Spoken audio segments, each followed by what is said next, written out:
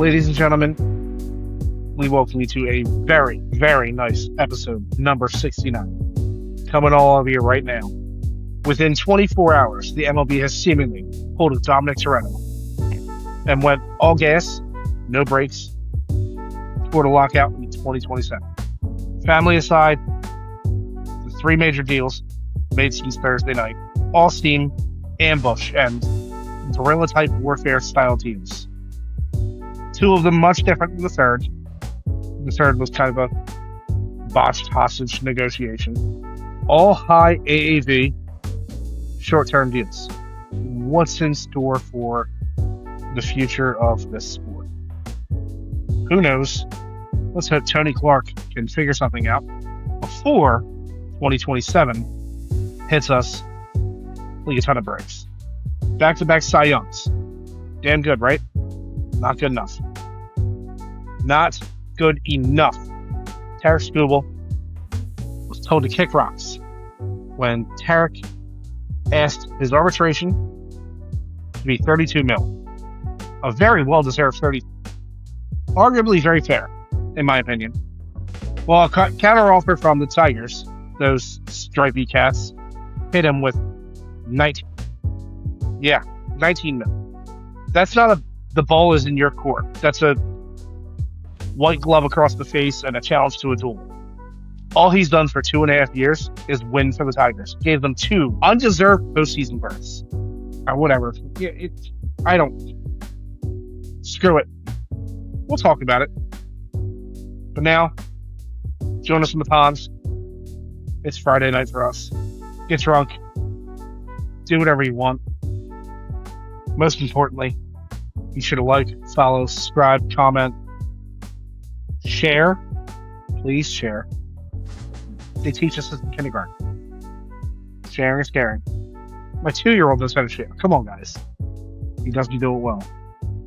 But he knows what it is. You guys do too. This is episode number 69. Drunks from the Pond. Ladies and gents, stay drunk. Yes, sir. Yes, sir. Welcome back to the off season. Things have gone very sideways very fast in the past couple weeks, and 3 of the big names are off the table. 2 remain in Framber Valdez and Cody Bellinger, and it's pretty safe to assume that both of those guys will come off of the free agent list at some point in the next couple days. You know, I don't see the stove turning off at this point. I think it's only fair that we start from the first of the big 3 signings, and a little tribute to someone that me and Rich have had the pleasure to watch for at least the past 4 or 5 years, depending on how long you've been paying attention. But Ranger Suarez has moved on to the Boston Red Sox. And I'll be honest, as someone that pays attention to the Red Sox, I actually do not mind this. I love it. I love it for him. Suarez got, 5 years, 130, and great contract for him. Obviously, you know, if we could go back in time, we probably wouldn't have signed Nola to that big contract. We probably would have gave it to Ranger, but you know what? The past is the past. But no, this was a great move for Ranger. Ranger's going to a very, very historical franchise, very historical ballpark. He easily slots into the number 2 spot in the rotation, and Section 10 had mentioned it. And I find it very interesting that they now have 4 of the top pitchers in ground ball rate in Ranger Suarez now, Brian Bello, or Bayo, my apologies. It's okay. Sonny Gray, and Cutter Crawford. Like all 4 of the 5 guys have, I think we're in the top 20 in ground ball rate, which is absolutely insane. And obviously in a stadium like Fenway, you need to keep the ball on the ground. Like, it's pretty necessary there. Is Cutter even in their rotation currently? Is he in their depth chart? Depth chart, but he was hurt last year. I don't know if they're expected just to slot him in. I know they have Peyton Tolley and Connolly Early, 2 top Yep. pitching prospects. So I don't know if they're going to fight it out in spring training or if, Yeah, early and totally go down to AAA. we talked about that little Irish bastard Connolly. Oh, man. Dude, the most Irish name possible in baseball right now. It's fantastic. It's just a great name. It is. Yeah, You but kidding me? I named my son Murphy. That's his first name. it's going to be tough to beat that one. It's only fair Connolly beats it though. Yeah. I'll be honest, I was sticking with Suarez. Now looking at the Phillies rotation, I'm not saying that there's a spot for him, but I do believe at some point that bringing him back wouldn't have been a bad idea. And the reason I say this is you don't know what you're going to get from Zach Wheeler next year. And Wheeler's pretty much said after this contract, like, he's done. Like, he's not signing another one. He's hanging him up, which is fine. He's had a long career. He's probably wearing down. Finished top 5 in Cy Young the past couple of years. So, like, who the He hell needs one. knows? He needs one. Of He, all pitchers in baseball, he deserves one most. He got robbed in yeah, 21. got robbed in Like, 24. I think Chris yeah. Sanchez, like It's if not that he Paul got Skeens robbed wasn't last in, year. It's just, we've talked about this before. And I feel like we're going to talk about it 2,000 more times before one of us croaks. Cy Young is the equivalent to MVP, except pitchers. Most valuable player. It does not mean the best, in my opinion. It means you are the most valuable player to your team. And are you the most valuable player to your team above every other valuable player? Paul Skeens is absolutely the most valuable player in baseball. You throw him in a rotation like the Yankees, the Red Sox, the Phillies, the Dodgers, the Mariners, hell, even the Astros, and a couple other pitching heavy teams. Is he still the most valuable player? No, he's just a key contributor. Paul Skeens is the most valuable player in baseball because he's on the Pirates. The Pirates need him more than they need oxygen. Without Paul Skeens, the Pirates, I mean, he won what, 14 games? something like that. That's 14 less wins because I, I'm almost positive he didn't have any starts where he left He the won. game. He won 10 games last year. He went 10-10 Okay. in 32 starts. Yeah. So I'm almost positive that he didn't leave any games with the lead and they gave it up. Or actually, no, that's probably more likely. He didn't leave any games where he was tied, nothing, and then they lost it. It's just that he's the most valuable player in the league, hands down.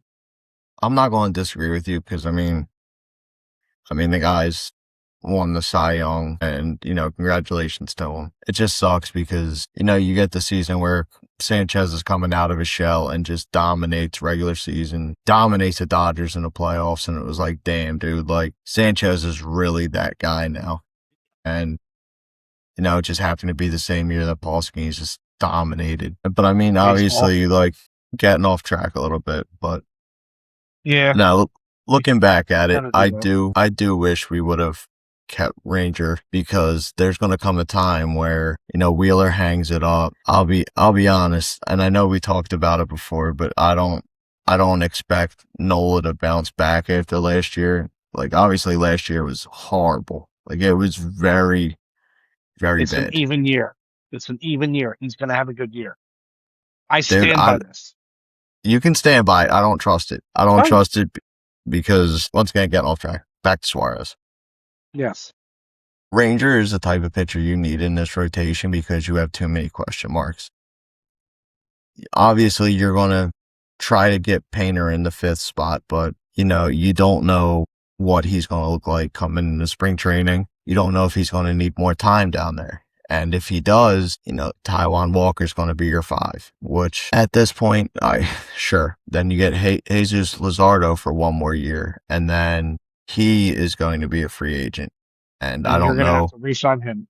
And I don't know where the extension talks have been. I don't know how they've gone. But if Jesus Luzardo walks away, you're looking at a rotation that all of a sudden has one more year of Wheeler, Aaron Nola on a long-term deal, and Christopher Sanchez.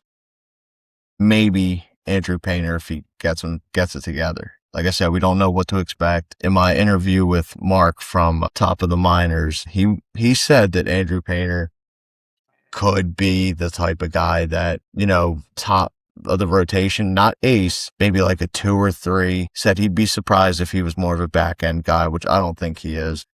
I don't know. Too many He, lingering question marks with the rotation. I have not had a chance to watch your interview yet. Can you elaborate? Did he say he might be, or he would be surprised if he is a back end guy? Yeah, like he was saying he would be surprised if like the ceiling for Painter was a back end of the rotation kind of guy. Yeah, amazing. He does think he has the tools and the pitching style to be one of your top guys. And you take a look at what the rotation could be with a couple years of Painter. You get Sanchez, Painter, probably Nolan, a 3 or 4. And then if you bring back Jesus Luzardo, you still have a couple spots, but obviously you can fill them in however you want. No, but I think Ranger Suarez was a bigger loss than I think we expected, and I think it's really going to show this season when we're like, damn, dude, Suarez is still dominating in Boston, and here we are with Taijuan Walker in the rotation again. I want to agree with you on. I mean, it's not that I want to. I do agree with you. I think Ranger is a big loss. However, he has never made 30. He has shown us time and time and time and time again. He is a very above competent, absolute force in the playoffs. Top 6 all time in career ERA in the playoffs.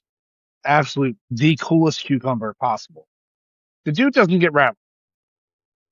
He's shown that he can pitch in a big market in Philly when the pressure's on. He didn't have much criticism because he didn't do much wrong. It's not that he was ever given a chance to do anything wrong or right. It's just all he did was perform.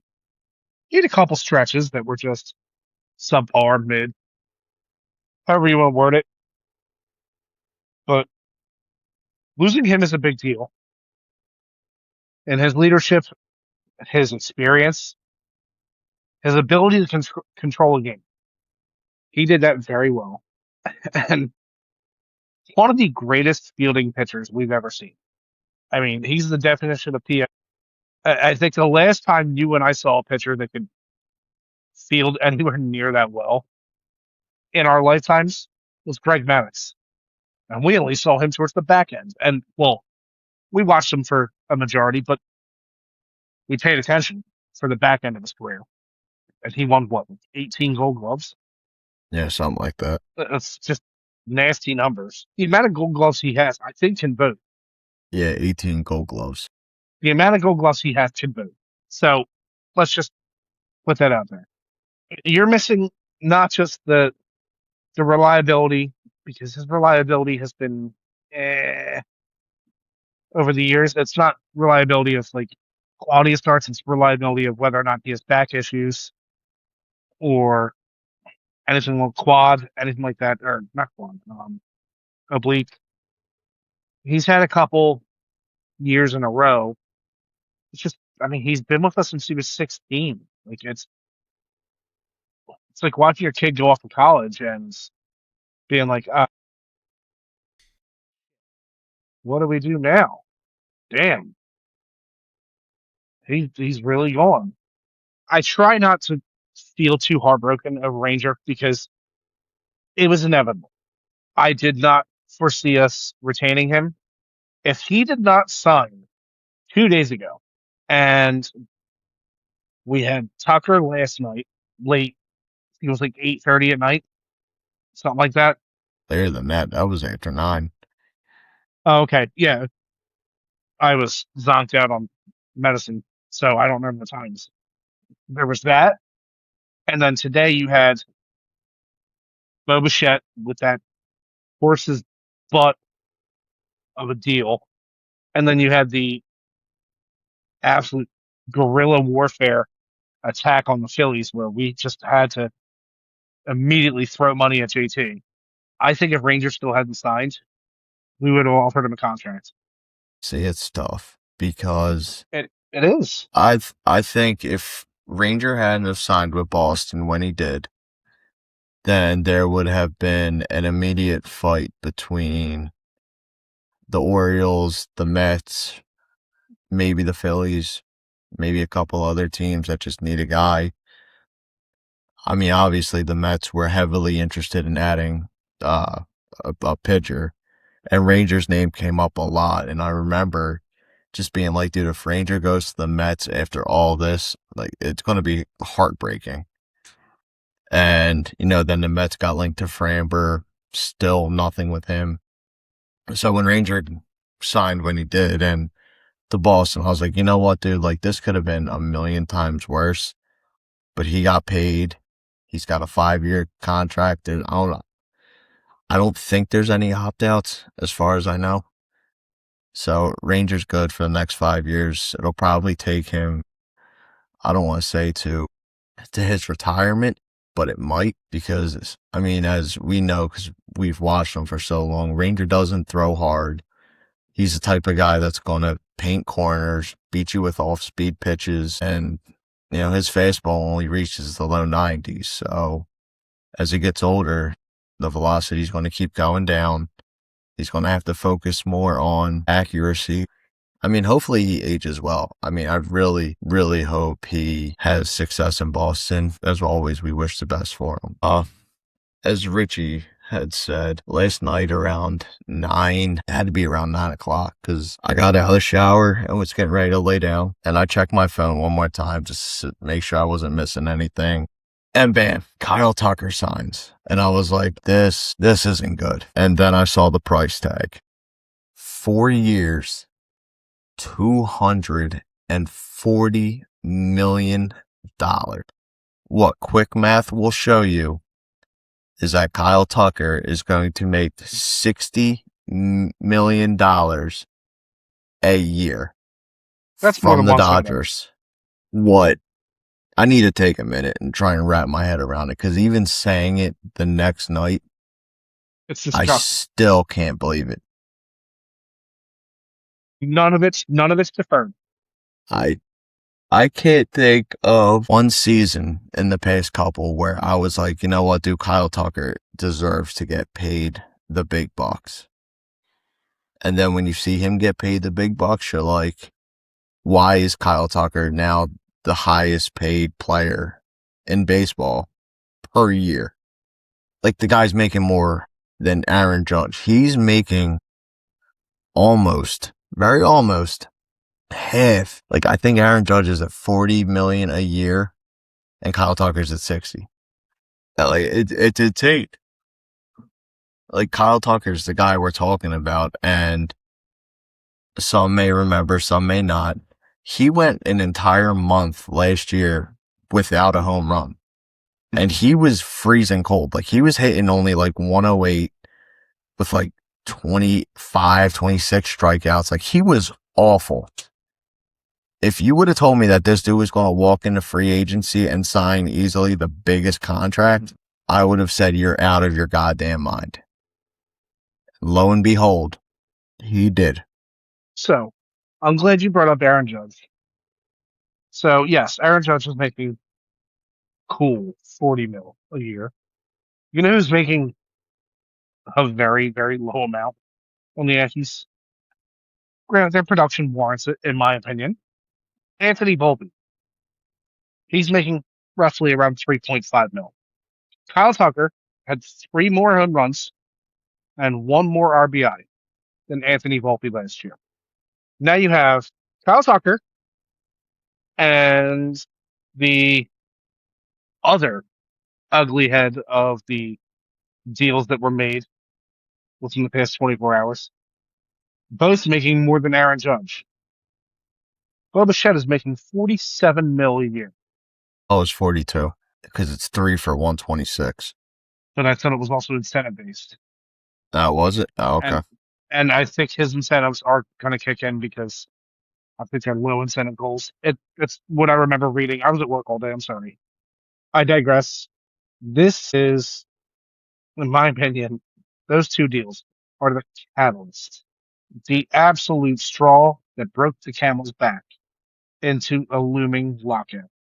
You still have another pitcher out there that we haven't mentioned. You mentioned Framber, still available, which I'm not the biggest fan of Framber.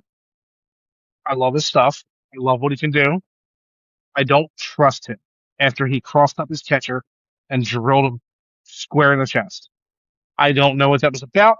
I have not heard that it made sense to anybody. So yeah, there's that. But we're also missing Zach Gallen. We've seen that Zach Gallen has the stuff. Zach Gallen has just been on a Diamondbacks team that's had very little direction. I'll be honest. I think Zach Gallen kind of spiked his own drink. I mean, listen, we talked about it with Paul Skeens a little earlier. Like, you can be on a team, but you can still pitch well. Zach Gallen did not pitch well at all. I mean, we're talking about a guy that had a 13-15 record, a 4.83 ERA. He only struck out 175 in 192 innings. I mean, I'm not going to sit here and bust balls because obviously I am not a major league pitcher. I couldn't do it. But this dude gave up 176 hits and 103 earned runs. Like, Zach Gallen was all-time bad. Or, for the 90s, early 2000s kid, you would consider it an all-time low. It's very tough because I was looking at the list of free agents after the frenzy of signings, and I was like, my God, dude. I was like, once Framber and Bellinger signed, I was like, we're going to be fighting for scraps here. And I like Zach Gallen. I do. I think he has very good potential if he gets out of Arizona, but I don't think Zach Gallen should get paid any more than the $5 million. And I'm talking like full contract. Like, we're talking someone that probably may sign for like 4 years, like 18 mil a year. Like, I think that would be a fine offer for him. Like, you can't have that bad of a year and then walk into free agency and be like, big nuts swinging, I'm the $110 million guy. Everyone's going to be like, no, Well, we say that now, and then God knows the Dodgers will pony up and be like, here's 300 mil, Gal, we trust you. And then we're like, oh, great. Yeah, I mean, Blake Snell got it. Blake Snell had what, 9 good starts with the Giants? Yeah, something like that. So out of those 9 starts, that's what, 45 innings? 5 innings to start. I'll say give or take, yeah. It's just, yeah. It's so hard to tell the direction of what the hell is going on in this league when it comes to money, because I don't even think they know. I think most franchises are like, what the hell do we do? How do we get anybody to want to play for us if the market value on Bo Bichette is 40 million a year, 40 plus million, and the same market value on Aaron Judge is 40 million. And you got every team that's not the perennial playoff guys going, huh? How? Like, did we get skipped? Is this the game of Duck Duck Goose where we're just never going to get picked? I say Duck Duck Goose because it's a pond. Appreciate your But puns. like, I'm a dad, so got to be good at them. But like, I think that's going to be the biggest concern going into the lockout, because I'm just going to start calling 2027 the lockout, because at this point it's inevitable. If you don't think it's going to happen, you're under a rock. You're not invited to my birthday party. We're going bowling, and you're just not paying attention. So you have to think that this entire sport just kind of got flipped around within the past 24 hours of everyone who's not the Dodgers, the Yankees, the Red Sox, the Mets, the Phillies. Who else spends money? Toronto. Toronto, Padres, if it's the right deal. Well, the Padres spend money, and then they realize that they have 11 shortstops. You look at the rest of the league, and they're like, "What are we doing wrong?" And it's like you're not doing anything wrong. It's just you're not ponying up. That's yeah, but most of these guys who got these dickhead contracts don't deserve these dickhead contracts. Now that you now that you turn it back, Bryce Harper is a bargain. Yeah. Bryce Harper's cheap. So I think you can look at the Dodgers and you can be like, I can't believe that they signed someone else. But when you dig a little deep and you see their TV deal, it's disgusting. It's in the billions. We're not talking M's. No. Billions. It's either $2 or $3 billion. That is what they got from the TV deal. So you sit here and be like, how do they have so much money? Because Time Warner literally gave them pretty much $2-3 billion for the TV rights. At this point, it's a blank check. The reason why you see these smaller teams struggling to get, and let me say this too, the Dodgers know that they're going to make all of that money back throughout the season.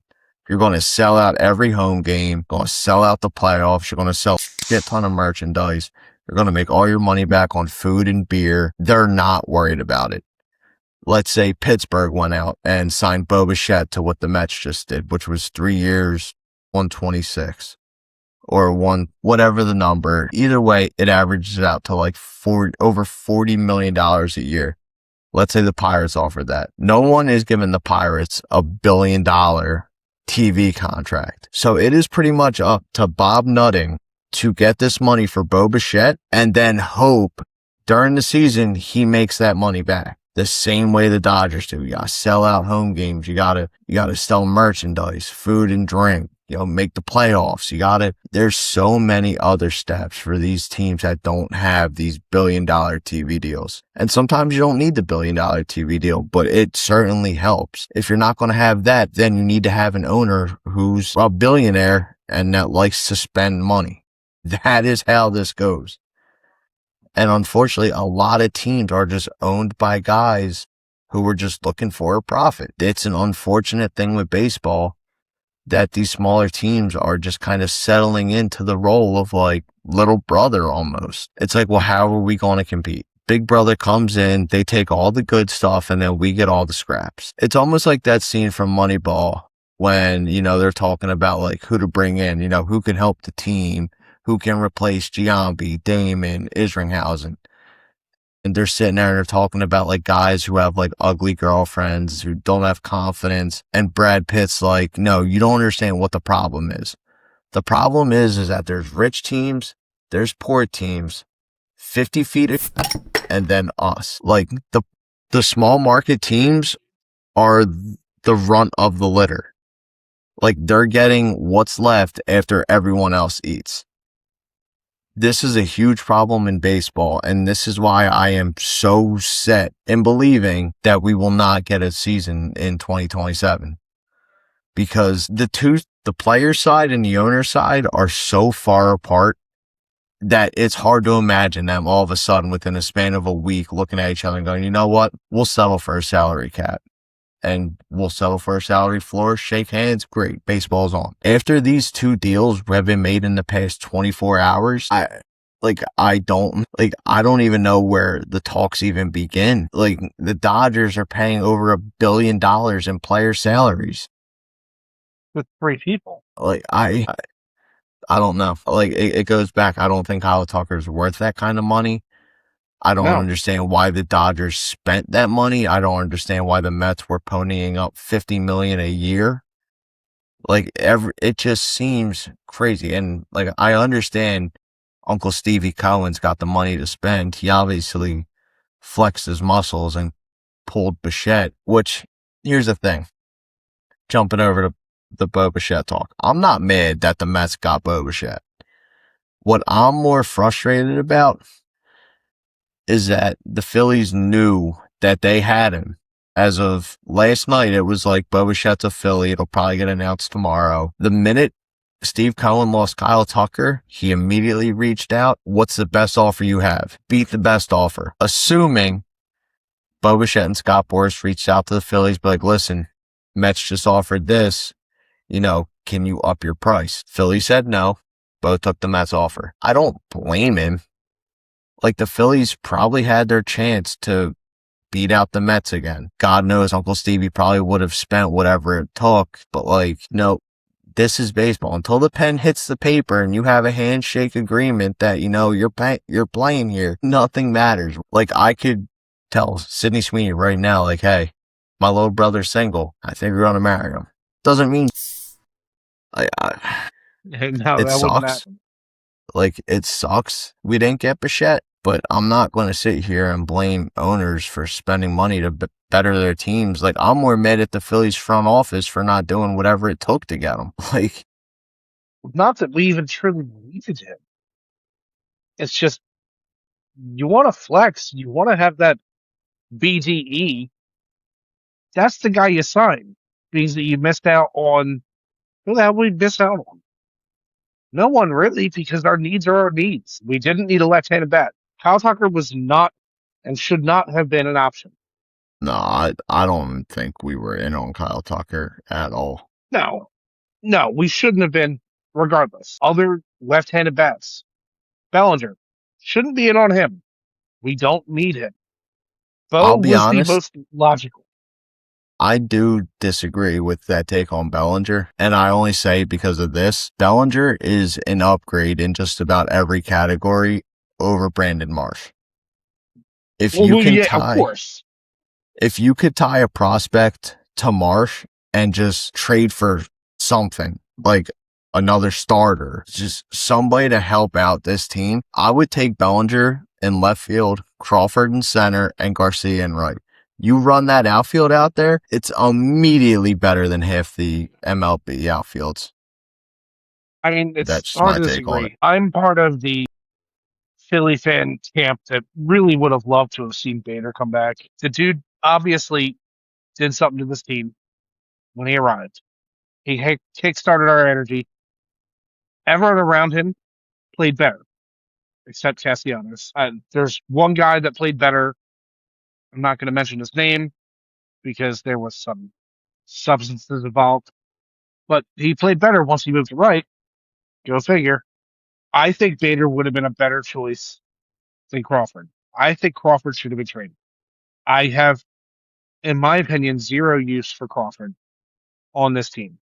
The guy is unproven. No offense to him. Cannot hit the ball out of the ballpark. How many home runs did he have last year in the minors? Hold on. Justin Crawford is almost purely identical to his dad in the fact that you're not going to get a lot of power out of him, but he is going to get on base.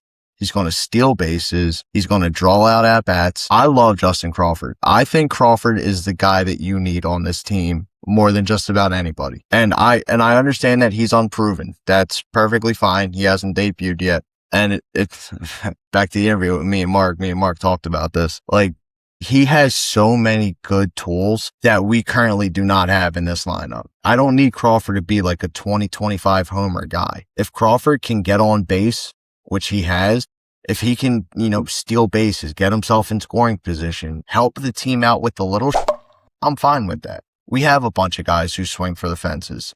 If we have one that just gets on base, I'm cool with that.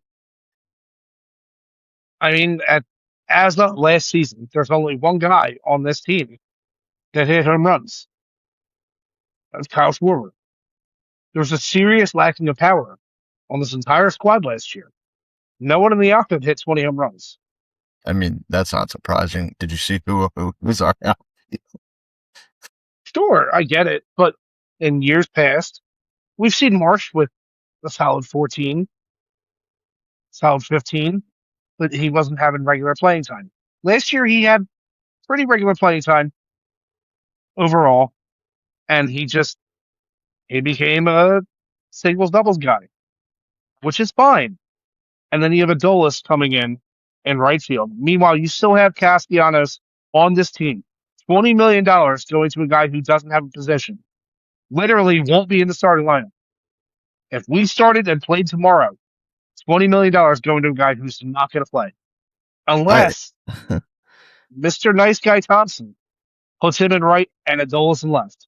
And Marsh sits on the bench. Or Marsh starts in center and Crawford sits on the bench. See, the thing that pisses me off is that I feel like it was said months ago that the Phillies were either going to trade or release Castellanos. Regardless, he wasn't going to have a spot on this team. And I think all of us Correct. was like, all right, you know what, dude, it's probably for the best. Like, Yeah, there's no not a hate, spot for you. no I hate, think we're all no just, shade. yeah, no, I'm not mad at him. Like, I'm more frustrated that, this was however many years in a row that we get to the playoffs. I mean, then we just completely the bed. Like, something has to change. I don't hate Castellanos. It's just that, like, dude, listen, you didn't have a good year last year. We know it. You know it. I think it's best for both sides to just step away and, best of luck. We're here January 16th and Nick Castellanos is still on this team. And now it's becoming more of a question of, okay, are you actually trying to trade him? Like, what the hell is going on? Why is he still here?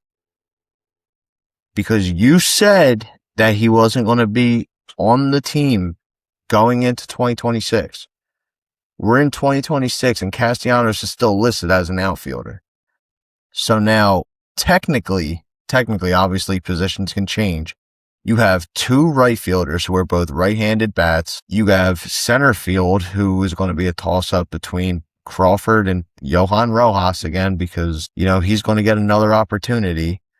Is Johan Rojas a cat? Because it seems like he has 9 lives. Honestly, at this point, it wouldn't surprise me. And then, He's got the reflexes of a cat. yeah, and he's also got the bat speed of a fucking snail. If only, And if then, only, if only the fast guys could learn how to bunt. But whatever. yeah, and if only I had wheels, I'd be a bicycle. No, you'd be a And monster then, truck. Come on, bud. yeah, probably. And then left field, you're probably going to have not a competition, but left field, you'll see Brandon Marsh, you'll see Brian De La Cruz, who just won Winter League MVP. So I think a lot of people are like, hey, we may have something here. I think it's worth looking into, which I'm It's a fine sneaky with. good signing. It's a sneaky good signing And that for was a depth. very early signing. Was that like the week after the Yeah, World it Series? wasn't. Yeah, it wasn't like them. I think it was within days of free agency opening. They Yeah. pulled him. And this kind of circles back to the whole Bo Bichette thing. Like, it seems like when the Phillies are interested in somebody, they don't waste time. Like, it seems Yeah. No, you're not wrong. like it almost seems like when a report drops, within a day or two, they're signed. Like, it's over. They're coming here. When the whole Bo Bichette thing was kind of dragging out, I was like, I'm not feeling too confident, even though like Ken Rosenthal and everyone else were like, "Yeah, dude, Phillies are favorites." Like, There's like traction. yeah, you like they were talking like Bo Bichette was already at Citizens Bank taking batting practice with the He Fanatic never even made it. in left field with a glove, and then all of a sudden the Mets swooped in, and it was kind of like, yeah, you know what? Like, I kind of felt like this was coming. I didn't expect him to sign with us for the sheer fact that we did a Zoom conference with him. Like, you didn't send the private jet. You didn't go meet him. He didn't come to you. Back in the day, let's talk about a horrible story that'll haunt all of our older fans, the people from the 90s, the people who loved Mitchy Poo and all those wonderful days in 92. Yeah, 92. The Phillies' top target was Bobby Bonilla. in the offseason. They've really wanted to sign him. They sent a limo to pick him up from the airport, brought him to the vet, had a great conversation. Bobby Bonilla took that limo that was supposed to take him back to the airport, drove up the turnpike, went to the Mets, and signed with them the next day. The Phillies limo. You could have at least just brought Bo in. Would have been an unmarked SUV, and if he didn't sign with us, park it somewhere in the Delaware. It's okay. So it's Sorry, funny you talk Dante. about guys. It's funny you talk about guys who could have been Phillies, but ultimately didn't. But like that reminds me of 2006, and you may or may not remember this, but free agency that year, Phillies or Pat Gillick, our general manager at the time, was set on this one free agent. Like he wanted this dude bad. Like he was first in line. He was going to go for him. The player I'm talking about is Alfonso Soriano. Pat Gillick loved him. He wanted Alfonso Soriano so goddamn bad, he was sweating bullets just trying to get the Okay, phone on. before you continue this, where would he have played? 2006? We had Otley, we had Rollins, we had Pat in left, and then right we had Jeff Jenkins. I'm pretty sure we would have taken Alfonso Soriano's bet anywhere in that lineup, but probably right field. If Jeff Jenkins was Yeah, out there, okay. we'd probably Trout out. But But anyway, then it never would have been Jason Worth because Jason Worth took over Jeff Jenkins. if you would have showed me Jason Worth before a Philly and Alfonso Soriano stats I before get a it. I get Philly, it. I get it.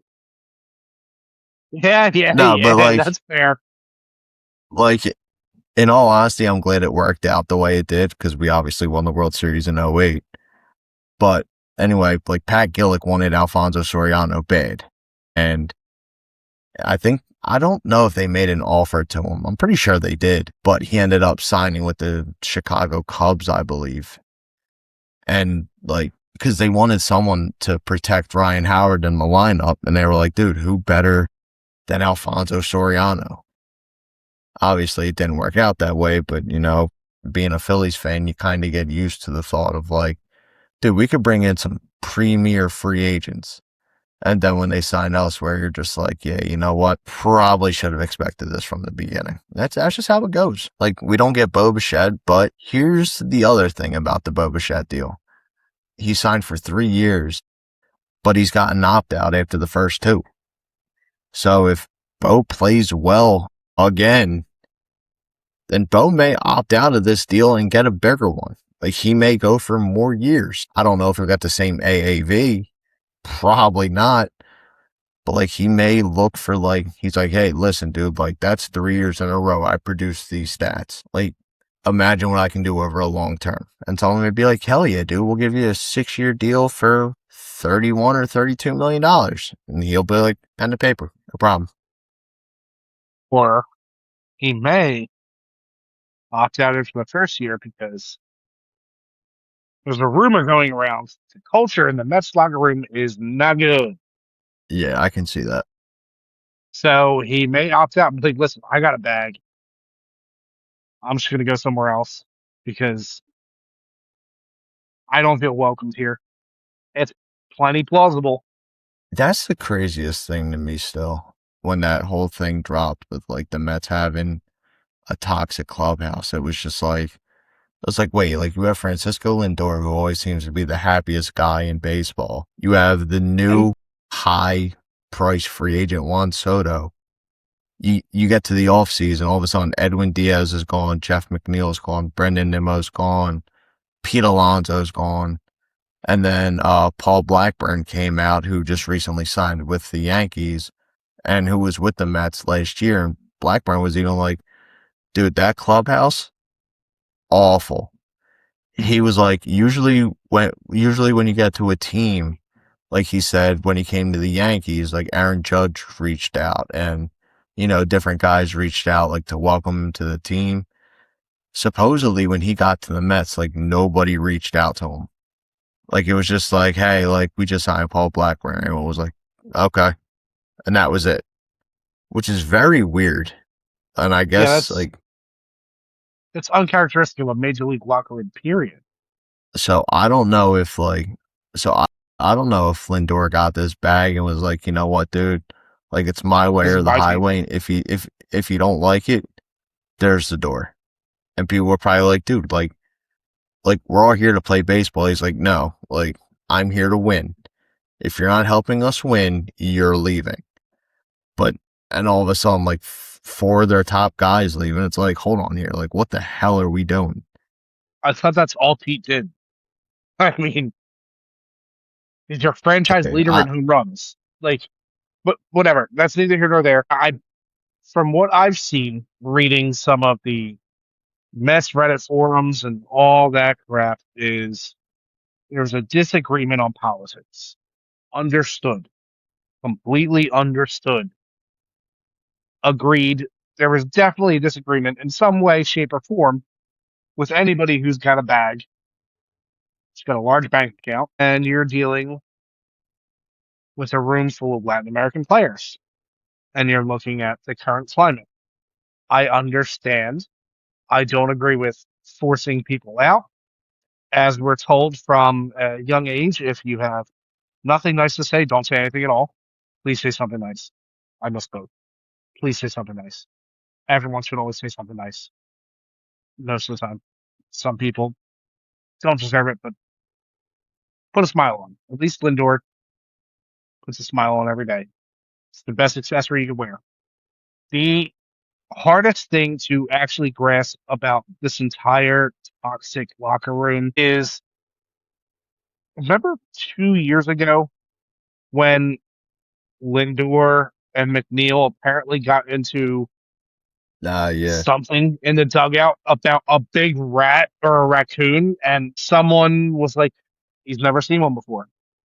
And everyone was like, you have a brand new ballpark. What? What do you mean you have rats? I mean, it's New York. I get it. But also, or a raccoon? Like, how'd it get in there? Are you guys just that bad at keeping things organized and clean? It's New York. Never mind. But that should have been a red flag right there. Because it, if you watch the video, it turned into, off camera, it looked like it was a Bryce Harper Papelbon situation in a dugout. Where it looked like someone just immediately went at something. It wasn't like, hey, look at this cool animal. That's not what it looked like at all. I think toxicity in our city just started then, and for some reason they survived with McNeil being a whiny brat for 2 years. After that, I mean, I think Jeff McNeil has one of the most punchable faces in baseball. But you know what? easily. I'm gonna say nice things. He was a batting champ. All right, I said something nice. There you go. That's all I've got. That's all I got about McNeil. Am I sad to see him leave New York? No. No. Am I actually happy he's on the A's? No, because I don't want him to pollute that locker room. I don't want him to go in there and be an angry veteran. I like the A's. I like their future. I don't like him polluting it because I feel like part of it was him. He's got I'll be D-bag honest, written on his face. it seems crazy to think, but it doesn't seem like there's really anybody on the A's who's walking around with a massive ego. And I'm not No. taking shots at anyone in particular, but I guess I am with Francisco Lindor and maybe Juan Soto after his payday. But like when you get those kind of egos in a locker room, and then you have other people who disagree with said egos and make it known, then You're not winning. obviously you're going to have problems.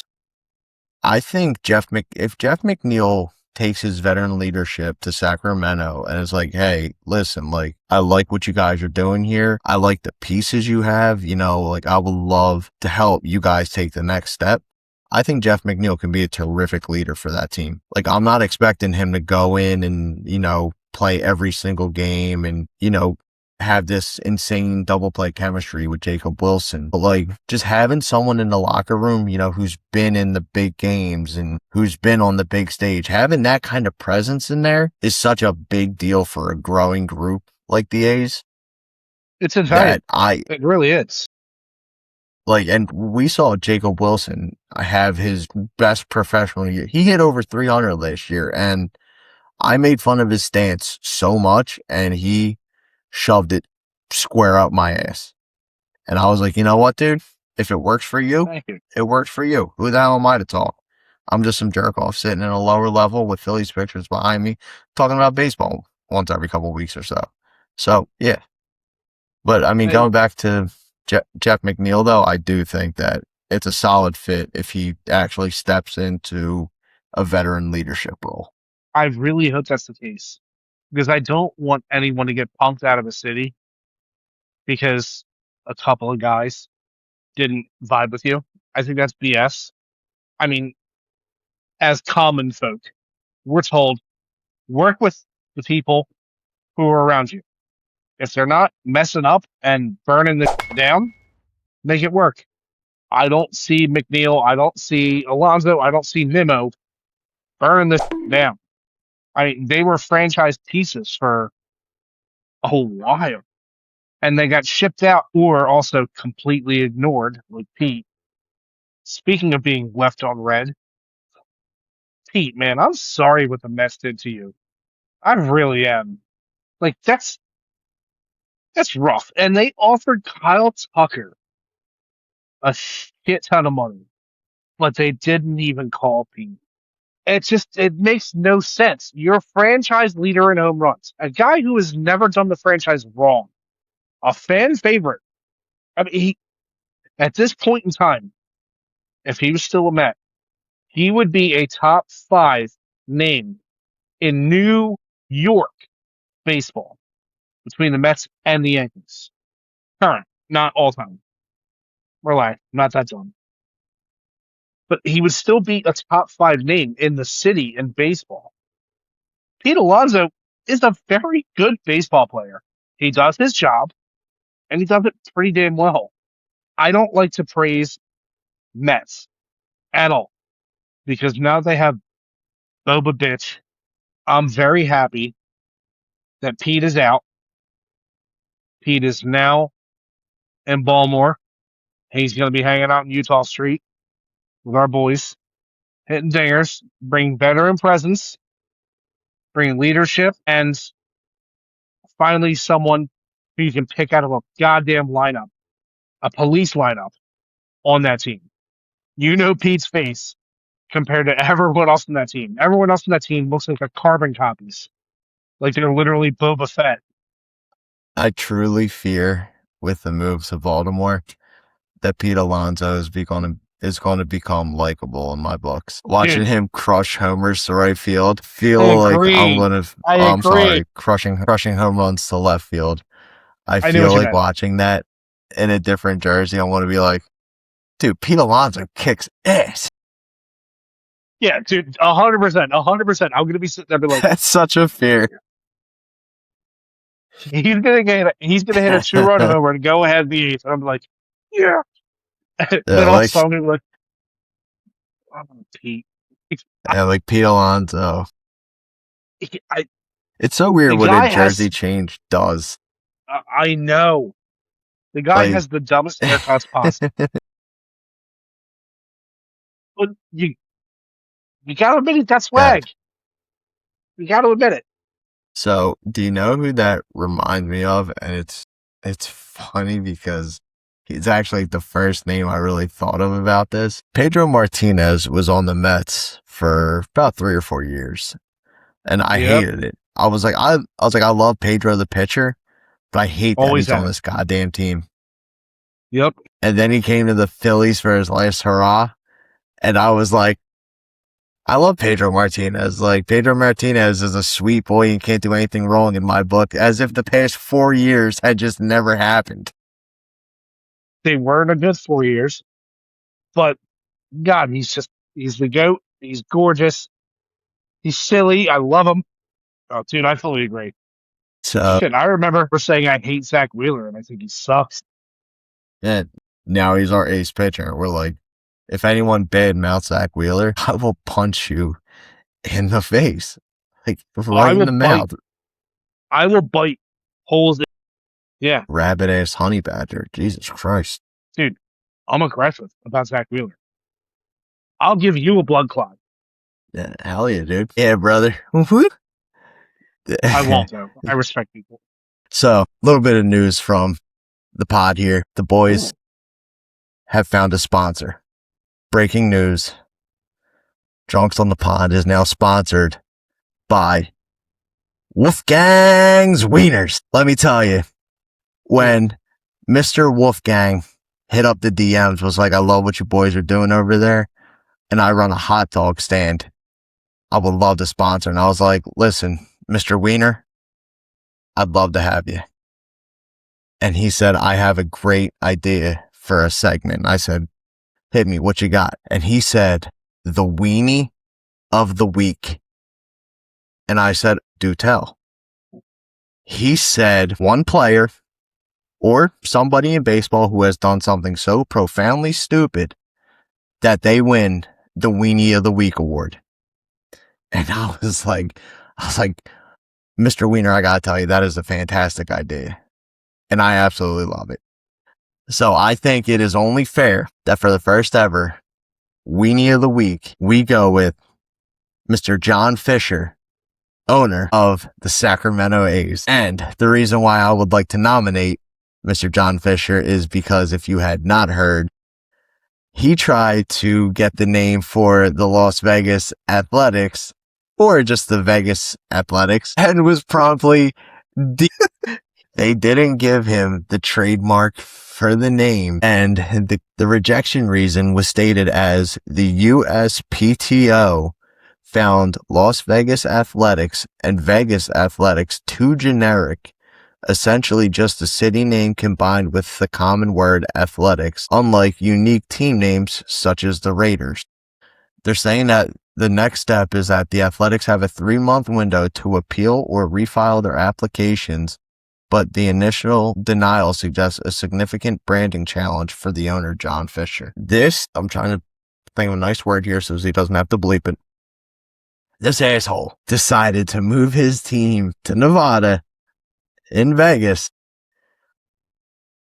and just completely forgot that he has to change his name. Like, he can't go to Vegas and still be the Oakland Athletics. Like, no, like, now you have to represent a new city. So what does he do? Waits till he starts building the fucking stadium and is like, hey, I better trademark this real quick. Files, hey, I'm Mr. John Fisher. I have $1 billion. I would love this name. And they were like, you can yourself. Dude, what I love it. A weenie.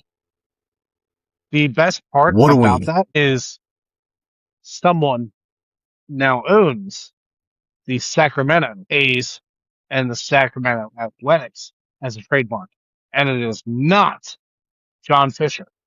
You know who it is? I love it. You know who it is? I hope it's that bar. It is the it last the bar? dive bar. The last dive bar. And they're in Oakland, correct? Yes. Yeah. They filed the trademark patent way before John Fisher even considered, maybe I need to do something about this because I have $1 billion and a billion reasons not to think about things. What? You let a dive bar punk you? Amazing. Absolutely amazing. There's nothing that makes me happier than seeing the little guy beat the crap out of the big guy. Absolutely. That is incredible. You let common folk outdo you because you think you're above people. You put your pants on one leg at a time, just like everyone else. You hop into your several $100,000 car and drive to the stadium, just like no one else. You probably don't go to the stadium for a fear of your well-being because you're a punk. John Fisher, I'm glad you're a Weenie of the Week. I'm so happy that you just absolutely you grabbed that weenie with two hands and you didn't even know how to do that right because it slipped through your fingers and shot up in the air and then landed on your face and just made you look like an absolute fool. You deserve nothing good in this world. That's to you, John Fisher. You big weenie. John Fisher, the inaugural Weenie of the Week, presented Boom. by Wolfgang's Wieners. Slapping wieners in buns since 1901. If you're going to put a wiener in your mouth, make sure it's Wolfgang's. Thank you for sponsoring this video. Hell yeah, dude. Man, I'm so excited for Weenie of the Week now. I forgot to mention the other thing that he asked me to mention. The Wiener of the Month for January. You can get it only in January. It is the Anne Frank. It is a German sausage covered in jalapeno nacho cheese and caramelized onions. Only in the month of January. Just need to put that out there. I thought that would have been on the hidden menu. No, that is the dog of the month.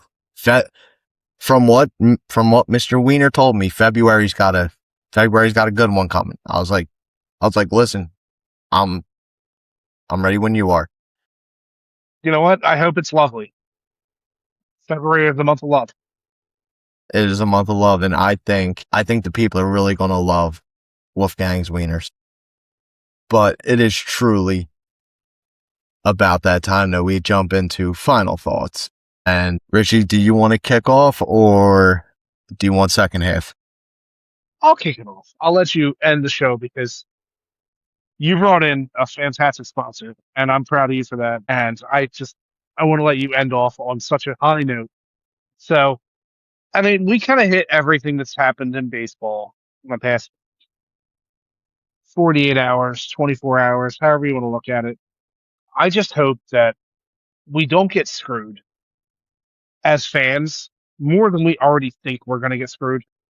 Like, this isn't a wine and dine and we get no play. This is more along the lines of, well, we're going to wine and dine the league. We're going to spend a bunch of money and we're going to get told there's a restraining order against us and we can't come near them until they say so. And we didn't do anything wrong. I mean, as fans, we kind of rarely do things wrong that truly warrant being told to stay the hell away, or at least them taking their ball and going home, or balls being said it's a date.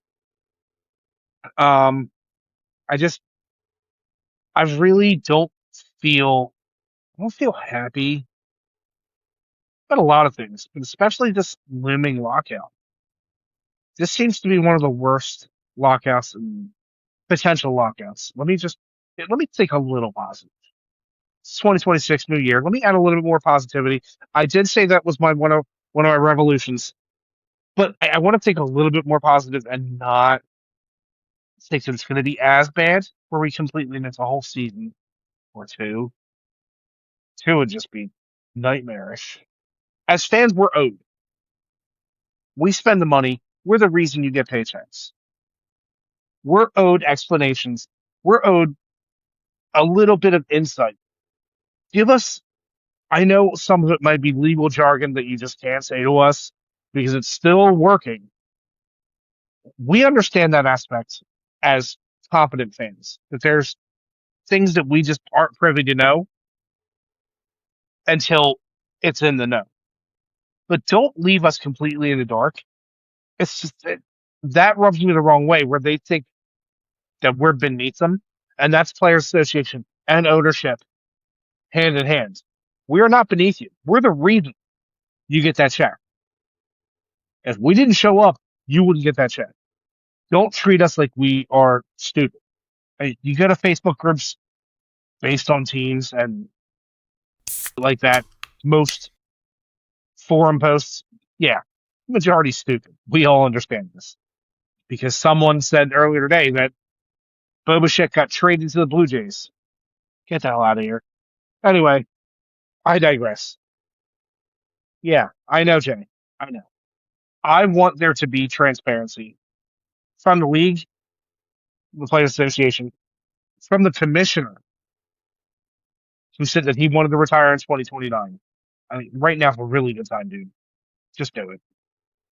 Just do it, please. That's really all I have to say. But I'm going to end it with a good old, big old happy birthday to one of the GOATs, if not top four GOATs. I would say top four in baseball, Mr. Albert Pujols. We don't officially know your real age. But yeah. It's a joke.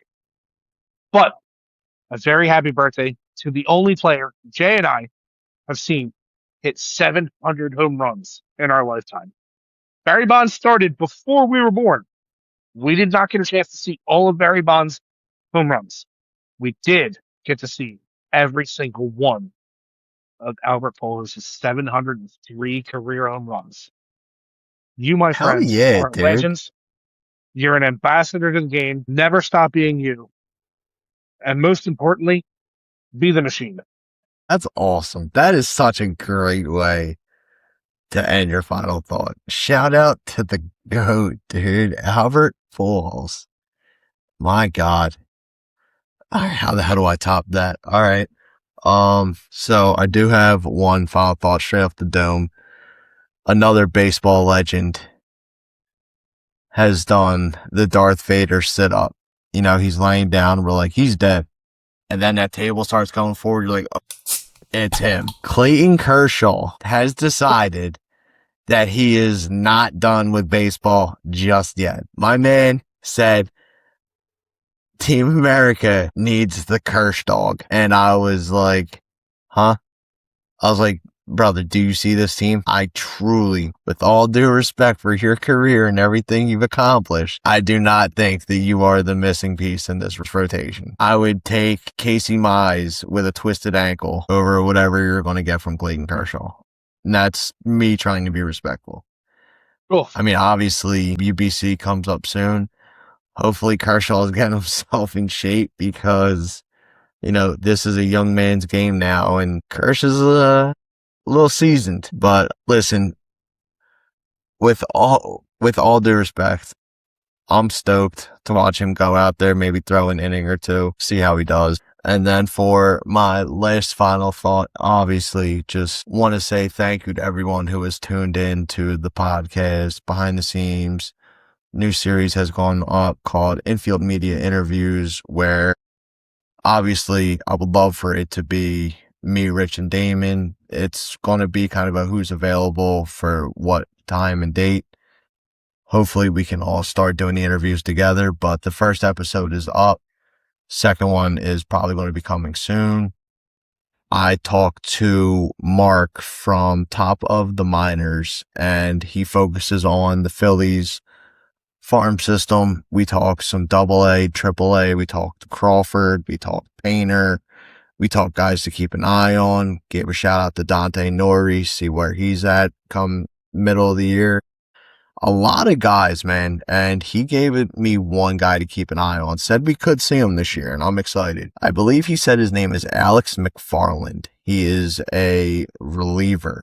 He's on the 40 because the Phillies were supposedly terrified to lose him. And he said, you know, come by the All-Star break. You could see this kid. And I was like, all right, I'm going to keep a note on him. And I asked him how he felt about Griff McGarry. And he's like, you know, obviously I wish him the best and I want to see him make a bag, but it wouldn't surprise me if he was back with Lehigh Valley starting the year. And I was like, you know what, dude, if it doesn't work out for him, I would love for the Nationals to give him back because I truly would love to see Griff McGarry come up with the Phillies. Like, I feel like that's just an accomplishment for him. But I feel like it'd be also cool as a fan because you're like, damn, dude, like he went through the ringer for years and he made it with the team. Like, hell yeah. That's what baseball is all about. It'd be nice, but also a lot of people don't realize, like, a Rule 5 pick, few far between. Yeah. Like, I can name one that worked out for the Phillies in the years, and that is the flying Hawaiian, Shane Victorino. Can you name another? Because I can't. Yeah, exactly. Like it doesn't. If it doesn't come off the top of your head, then Let's see. That's a hell of a name. I love that that's here. what was their immediate? Also, if you, where the hell was it? Never mind. It's gone now. 14, we took Odubel Herrera, which, depending how you feel Hey, about him. 2015, we took Tyler Goodell. I do remember that. yeah, that's 2022, we took Noah Song, who I was very oh yeah, interested in, but just a he ended military up kid. just going back to Boston. Yeah. Yeah. I'm one of their most famous Rule 5 draft picks, and the rules were a little different then. It's got to be Grover Cleveland Alexander. Like, fuck, What? obviously. Wow. And 2025, they took Zach McCambly, who kind of interesting. Bunch of He's upside. coming into spring training. Yeah, went 2-3 with a 2.9 ERA and 47 appearances through AA and AAA. Struck out 83, walked 22. Someone to keep an eye on come spring training. If he Yeah, makes it, great. If he doesn't, then he just goes back to Miami. Well, good. if they want him, If Miami even wants him back. because Hell yeah, you can man. clear waivers and no one cares. So I guess that means that it's that time again. Yeah, it's definitely that time. All right, ladies and gentlemen, thank you all so much for a very nice episode 69. We appreciate you coming with us and enjoying everything that we gave you and you gave us on this 69th episode. Jay, you know what to do, buddy. Yeah, finish off with a 69 joke. And the joke is, well, it's more of a one-liner. 69 is like a great conversation. It's a lot of give and take. And on that note, I'm Jay. That's Rich. Drunks on the Pond, episode 69. We love you guys. Thank you for tuning in. And we will see you in episode 70. But for tonight, Z, I need you to do me a favor. Hit that music. It's time to get the hell on out of here. Peace.